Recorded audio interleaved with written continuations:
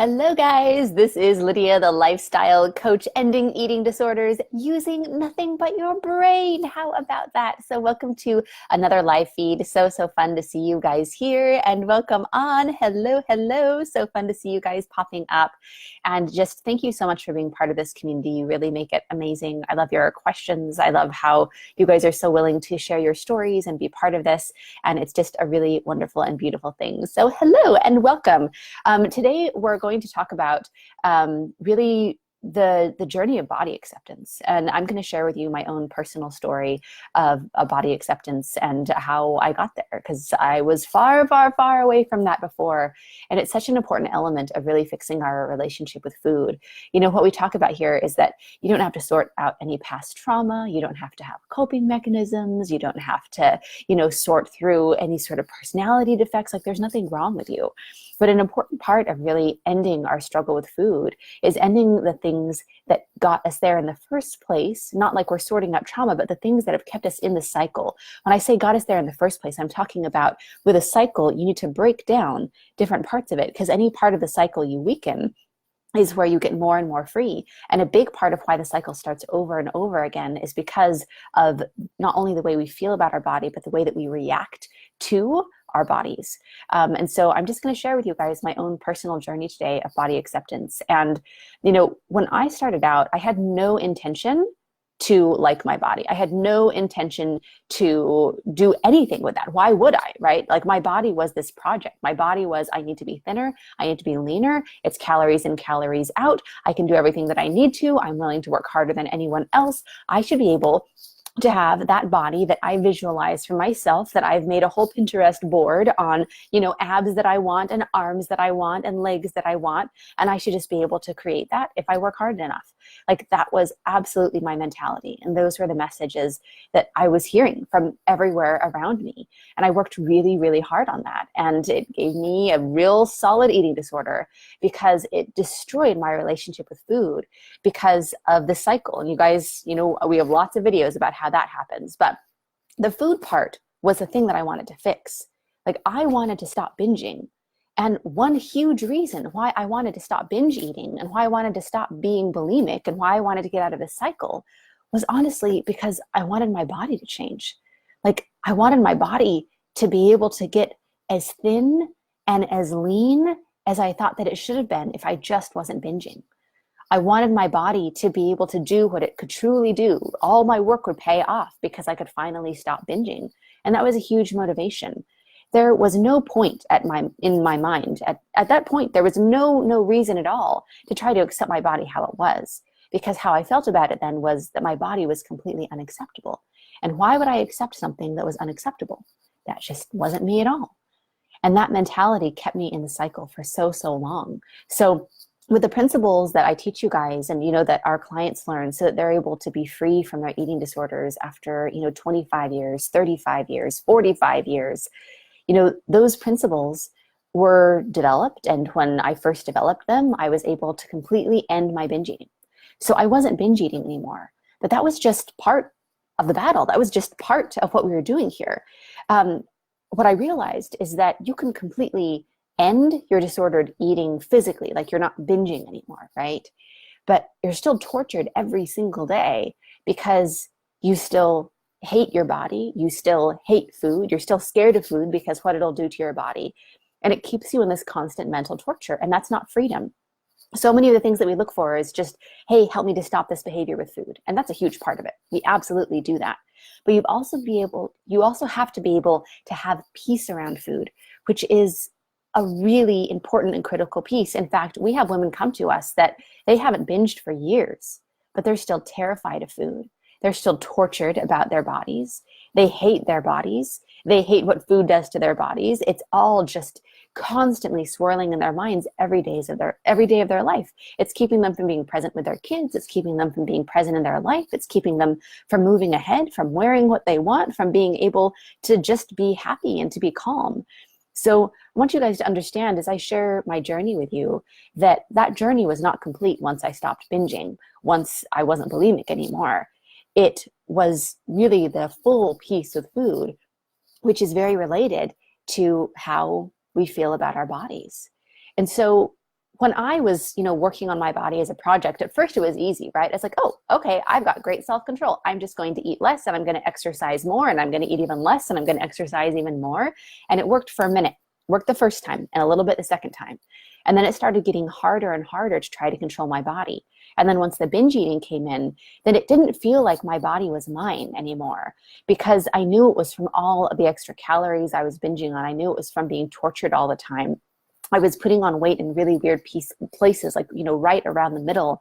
I felt really uncomfortable. I felt super just tortured and, creepy crawly in my own skin, because I could feel the fat pushing out on my skin as I continued to binge and get bigger. And I couldn't escape my own body. I felt like I was in a prison, and I wasn't in my prison. I was in the prison of this body that was created from the binge eating. So it felt so completely foreign to me. And one part of this mental torture was I was just constantly testing my body. I would constantly poke into my arms, and I would poke with my fingers into, my stomach and my thighs, and I would try to measure all the time. It was just like this habit of constantly doing like a fat test on myself, like a caliper test with my own just fingers, just like, okay, we've got to, figure out, oh, have I gained weight? Have I lost weight? How much fat is there? And it would just absolutely freak me out. And it was a constant all day, just a long stream all day of thinking about how I looked and thinking about where my fat was pushing on different parts of my clothes. And, oh, when I sit this way, can people see the rolls on my stomach? And, oh, when I wear this shirt, can people see the fat on my arms? And, oh, when I sit this way, can people, see the fat on my thighs? And keep in mind that I was an extremely emaciated, thin person. Like, I was somebody who was, by beauty standards, getting all the compliments, but by reality standards, very overly thin. And I still felt like I was just overflowing with fat everywhere, constantly thinking about how my clothes looked. And there were so many things that I didn't wear because felt like I couldn't, until I lost this weight, until I didn't feel so foreign in my body anymore. And I would just try on clothes. I spent so much of my life trying on so many different pairs of jeans. I would go in and these jeans felt so too tight, so I had to wear these ones. And then I felt bad that I was wearing my fat jeans that day. And then I thought, well, I'm never going to be motivated to lose this weight if I'm wearing my fat jeans. So I'd wear my skinny jeans again, and they were so uncomfortable, and they were cutting into my stomach, and they were cutting into my love handles all day. And I just felt miserable, but I thought, oh, maybe this will motivate me. And then, I would wear a shirt, and then I would try on another one. I'd try on another one. I'd try on another bra. I'd try on different pairs of underwear. I mean, there were just these marathons of trying on all the clothes in my closet to just try to determine, in addition to weighing myself every day, taking pictures of myself from every angle every week, taking my measurements every week, sometimes multiple times a week, I still felt this constant need to do all these other tests on myself. So that's why I would try on all of my clothes. Well, how is this pair of jeans fitting? Oh, well, maybe it's tighter because I just washed them. Maybe I should try on this other pair of jeans that I, haven't washed as, most or as recently. And so I was always trying all these things on to try to figure out, to constantly try to figure out, was I gaining weight? Was I losing weight? Am I okay? Am I okay? And that was so defined by monitoring every little piece of what was happening with my body physically. And it was a mental overload. And it brought so much emotion with it. I was just trapped in this body that I couldn't escape from. And there were times where I would just look into the mirror and just break out into tears. And there were times where I would just sit there just alone, just wearing the regular clothes that I had worn all day, but then I suddenly just felt so huge, and I would just cry, and I would cry, and I would sob. And then if anyone saw me and asked me why I was so emotional, there was no way that I could describe that to them. Because I knew intellectually that I couldn't say I'm sobbing because I'm so obese, because I intellectually knew that I wasn't. But for me, it was an identity thing. It was like, I should be able to do better than this. I shouldn't be binging. And even when I wasn't binging, well, I should be able to be leaner than this. It's not okay. The size of pants that are the caliber of the woman that I am, I can't fit into. And so I'm not okay. And that is where all of this emotion would come from. And I just felt completely disgusted with myself. I would do these tests in the mirror all the time, where I would hold out my arm and I would try to figure out if I had more hanging from my, bones, more fat on my arm than I used to. I would look at myself in the mirror backwards so I could see how I looked from the back. Dressing rooms were the worst because you can see yourself from every angle and the lighting is bad. And so, I would just break into tears then. I was just constantly trapped and tortured by my own body. And so, in addition to all these things that I was doing, it wasn't freedom to just not be binging anymore. Because in these very moments where I would feel so awful and tortured, I would either be overeating because I felt so awful and disgusted by my body. I might as well just eat all this because it's the only thing that I have for comfort, because I have to start over tomorrow. And since I'm never going to have dessert ever again, then I might as well have it all tonight because my body isn't okay. And so I would way overeat on whatever was in front of me, even if I felt sick. Even when my hunger and fullness signals were back more, I was still in this habit because I hadn't fixed a big part of the cycle with food, which is the number one reason that we develop eating disorders, is because of restricted dieting. And because of the restricted dieting, where does that come from? Well, if we go upstream, it's because we feel like we have to fix our bodies. And so the mental torture is still there. And with that mental torture, because food in our minds is so related to our bodies, and it's actually much less related than so many of us think, but because those things were so connected in my mind, then I couldn't feel good about anything that I was eating. Oh, hi. Oh, so fun to see you guys. Oh, thank you so much for your comments. And thank you for thanking me. I really appreciate that you guys are here and sharing your own stories, and beautiful. So fun to have you on live. Hey there. And so, I couldn't feel good about anything that I was eating. Because, okay, well, if I'm eating dessert, then that's not okay, because I should be eating to lose weight right now. I'm still not happy with my body. So everything that I eat, everything that I put in my mouth should be getting me on the track to lose weight. So anytime that I wasn't in eating food that was fat burning, then I felt like I was completely out of integrity. And then I didn't feel good about anything healthy that I was eating, because I'm a normal eater. I should be able to eat normally. I should be able to have fries. I should be able to have a dessert sometimes. I should be able to have a metabolism that can handle that. And so whether it was healthy in my mind or unhealthy in my mind, I was just still completely tortured by food. Now, I can tell you guys that today I am completely at peace with my body. I'm at peace with food. I'm at peace with my eating. I'm at peace with myself. And it's absolutely achievable, but it doesn't always come in the way that we think that it does. The method that we teach our clients really surprises a lot of them. We've heard from so many of the women who are now free and graduated and, just completely at peace with food, is like, wow, this was so simple. Everything that I tried was so hard and so much work, and it's work. You're going to be putting effort into it, but it's simple in that we're not complicating it and connecting it with everything that's ever happened to you. We're just taking the very pieces that are torturing you, and we're teaching you how to be free of those forever. And then you're done. You're still gonna have problems in your life, but now you can deal with them without having to be tortured about your body in the back of your mind while you're trying to fix your marriage. Like, you're still gonna have difficult things happen. Your kids are still gonna get sick, but you're not gonna be mad at them for having to take care of them because they're slowing you down from being able to binge because they're staying up later than usual. You can just directly deal with your life because you're not in this constant torture with your food and body. So there are 3 things that you have to have in place to be able to have this peace. The first one is that you've got to end your disordered eating.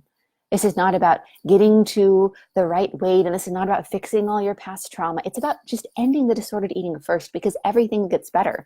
When you're not binging on 1 million extra calories a year, when you're not constantly afraid of food, when you just have a neutral relationship with food and it's not a big deal, that's the foundation. Then you've got to have the things in place to keep the cycle from starting again. You guys might have felt this relief when you went on some new diet, or you found some new thing, or you got hypnotized for the first time, or whatever you thought would be that magic potion that would end your issues. You might have felt good. You might have felt cured for a week. And then something happens. You either have some stress happen, you either look in the mirror, you either, put on, a pair of pants that, just you thought fit, but doesn't. Now it's too tight. And then all of a sudden you're back in that cycle. So the second thing that you have to have is the things in place to never go back to that cycle again. It doesn't matter if you end a cycle at one place if it's just going to start over on the other side. So you've got to be able to end it in both places. And part of that is really learning how to have peace with body. And so you're not starting back into that restriction. And then the third thing is you have to give your brain time to change in the right environment so that you can show it how to change, to get the connections in your brain that are just what a normal eater has and get all the disordered eating out of the way. And you've got to end the cycle from starting again. And so you give your brain time in that environment to start making new connections. This is where the rewiring happens, where you literally don't have the connections of a binge eater anymore. You don't have that habit that you've been reinforcing, wiring in your brain, and your brain is very efficient. And so what happens is that when you're not doing that behavior and when you're not starting that behavior over again, then your brain goes along and it says, oh, you know what? Like, we don't really need these connections anymore. Like, we don't really binge anymore. Like, why would we have these here?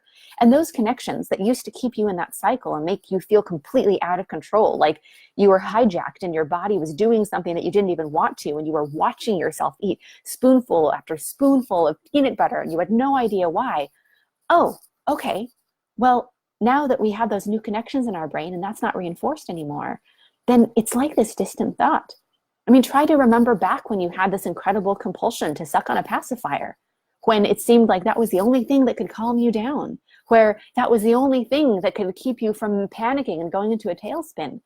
I bet you can't even remember those times because you just don't have those connections anymore. Now, if you would have stayed dependent on a pacifier for the next 20 years of your life, it would probably feel just as compulsive if that's the place you went to every time that you got stressed. Because what fires their wires together in your brain.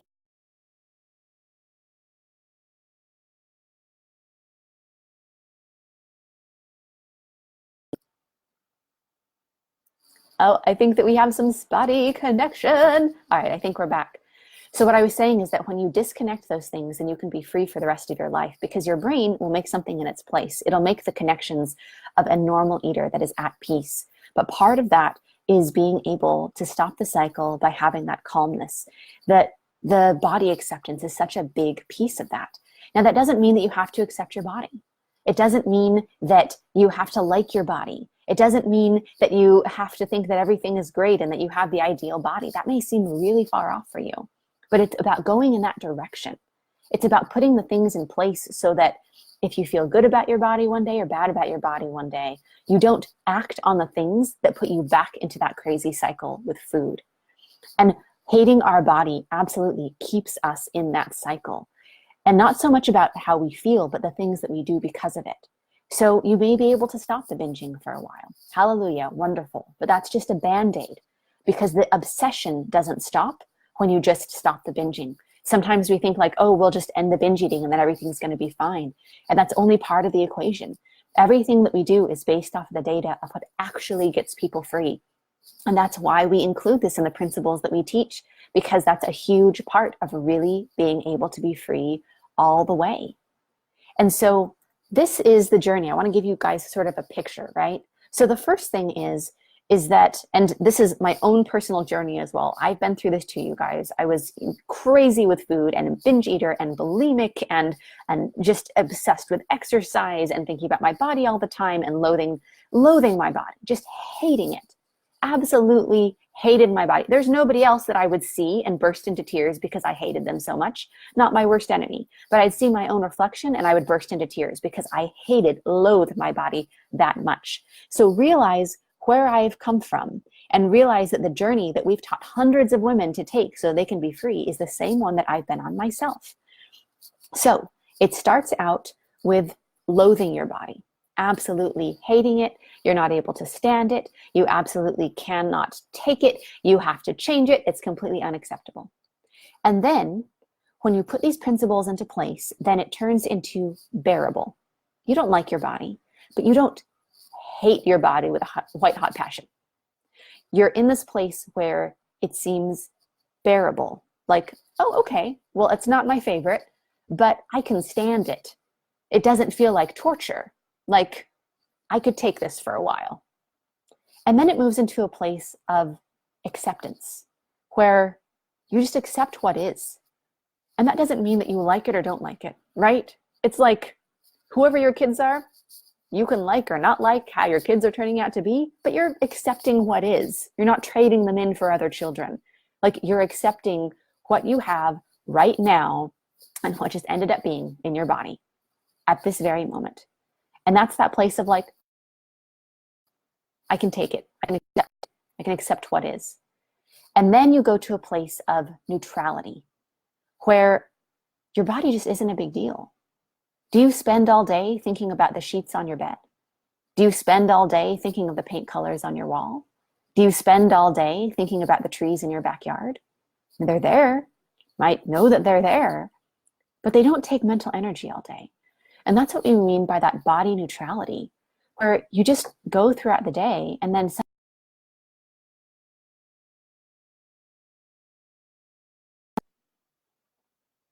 you're present, you know what's happening, you're talking to people, you're having conversations, and you're not constantly thinking about your body in the background because it's just a neutral piece of your life. And then there's a fondness that happens. There's a, well, I've been exposed to my body for a while and I've been accepting it for a while.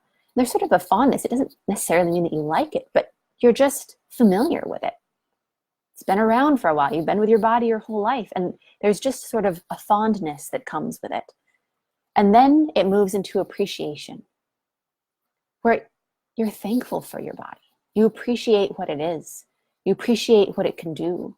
You appreciate everything that it does for you. Again, this doesn't mean that you have rock hard abs. It just means that you appreciate your body for what it is. And that's a really peaceful place. And then you can get to the place where you love your body. And I can say I do. I love my body, you guys.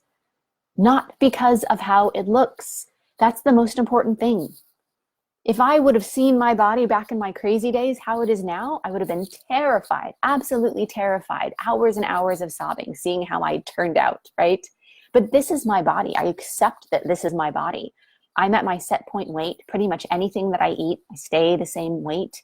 You know, this is something where my metabolism maintains this weight, where I don't have to worry about having a food plan or having to, do things just right to try to, keep myself where I'm at. I just have a maintained weight, and this is my set point weight, and this is the way that it is. And, I'm accepting that, and I have a wardrobe full of clothes that fit me and are just gonna fit me, because that's the size that I am. I don't have fat jeans and I don't have skinny jeans, just have jeans. Actually, don't have that many jeans because I realized I don't like jeans very much. But I have the clothes that I like, and they fit me and they're mine.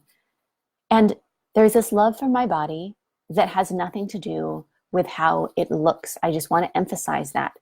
How you feel about your body has 90% to do with how you are mentally perceiving your body, not how you actually are. Like size-wise, like in reality of weight and measurements. There are people that are 100 pounds heavier than you that are fine with their bodies. They even love them. There are people that are 100 pounds skinnier than you. And you know what? They hate their bodies. They're absolutely tortured. There's a whole spectrum of people that feel different ways about their bodies, and it has very little to do with how they look. Some of the people with the most ideal bodies are the most tortured by how their bodies are. And so that love and appreciation isn't, I have created a body that I can love. Think about it. If you treated other people that way, do you look at other people and say, I can only love you, I can only be okay with you if you look a certain way? Would you say that to your daughter? Well, I'll love you as long as you look like this. If you don't look like that, I simply can't love you. You're completely unacceptable. We don't do that with other people. If you do that with other people, question yourself and maybe change. But question yourself when you think that way about your body. Why do you really love other people? You love them for who they are. You love them for what they do. You love them for the effort that they make. You love them for the choices that they make. We're the choices that we make, and we're the decisions that we make, and we're the ways that we act. That's one thing that's so horrible about having an eating disorder, is because we're constantly doing things that we're not okay with. We're constantly doing things that we don't feel good about. And so with that, just understand, with loving our body, it's not loving our body because of the way that it looks. I do not love my body because of the way that it looks. I don't think my body is ideal. I don't think that my body is in alignment with, the conventional beauty standards. I don't think my body is the weight that is in most magazine bodies.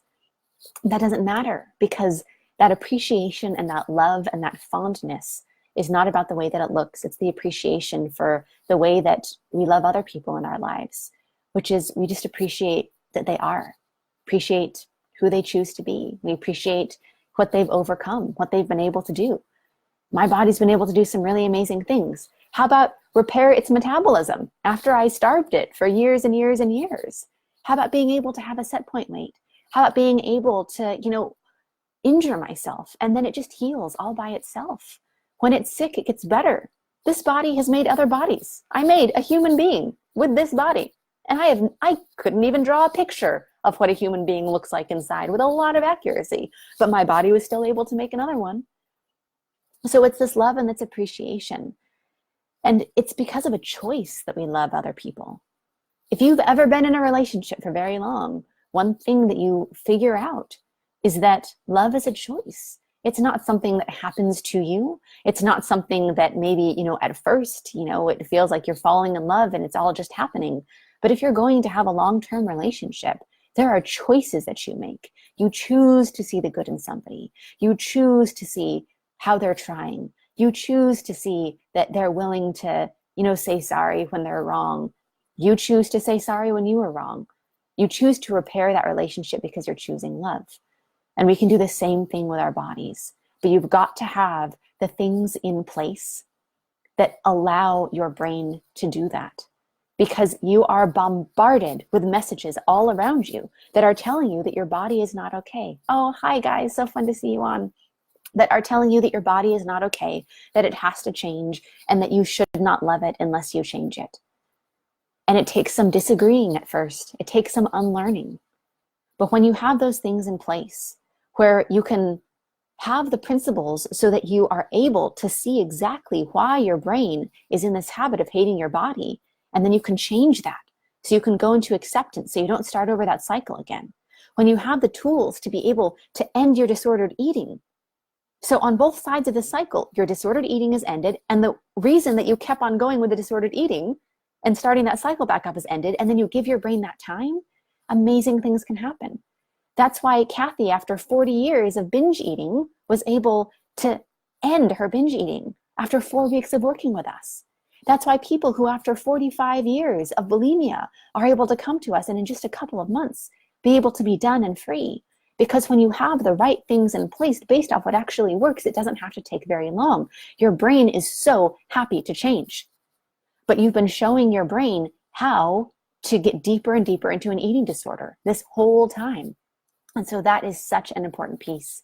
And so I just wanted to share my own journey today, you guys. Like, I know it's not easy. A lot of times that's one of the hardest pieces. But know that you're not alone in this journey to body acceptance. And it's so fun to have you guys on today. Thank you so much for your beautiful comments. And go ahead and heart and like and comment, and any questions, even if you're listening to the playback of this or the audio of this on the podcast or wherever else this goes. And so fun to have you guys on. And if you are struggling with this, if you know that there's more freedom for yourself, even if things have gotten a little bit better with your binge eating or your overeating, or even if things have gotten a little bit better, with your body acceptance, but you don't want to take the next 60 years trying to figure it out on your own and maybe never figure it out. If you're tired of what this torture is doing to your life, of hating your body every day, then what we have available for you is a free breakthrough session. This is something where you can go to lifewithlydia.com/apply. Again, that's lifewithlydia.com/apply. And you can book a free session with us where we're going to help you to have the foundation of these principles and know exactly what the missing pieces are for you to be able to have this complete freedom, or be able to direct you to where you do need to go if we're not the ones to help you with that. But we'll be able to know either way, but we're willing to have that conversation with you for free, because we don't want anyone to have to suffer needlessly, because you can be out of this. No matter how broken you think that you are, everyone who comes to us feels broken. Everyone who comes to us says, oh, well, you've never heard this. Oh, well, you've never had a case this tough. Oh, well, you don't understand. I've tried everything. I get it. I get it. And you're not alone in that at all. That's who comes to us, the people who have no hope left because they've tried everything else. It's just that the things they've been trying have actually been making it worse. And so what we do is we end it all the way. And we're happy to show you how. So again, that's lifewithlydia.com/.